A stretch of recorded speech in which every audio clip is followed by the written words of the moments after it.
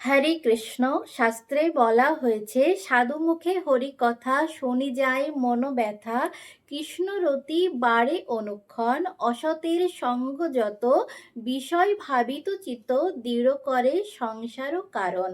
শাস্ত্রে বলা হয়েছে, কৃষ্ণকে জানতে হলে আপনাকে সাধু মুখে হরি কথা শ্রবণ করতে হবে, তবেই আপনি কৃষ্ণকে জানতে পারবেন।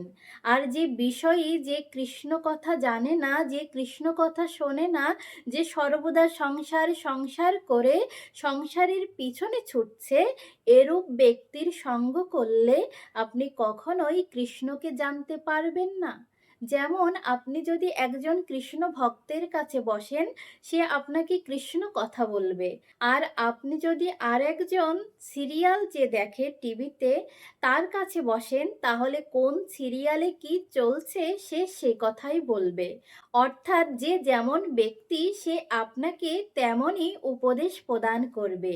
তাই কৃষ্ণ ভক্তি লাভ করতে হলে আমাদেরকে সাধু সঙ্গ করতে হবে, সৎ সঙ্গ করতে হবে। হরে কৃষ্ণ।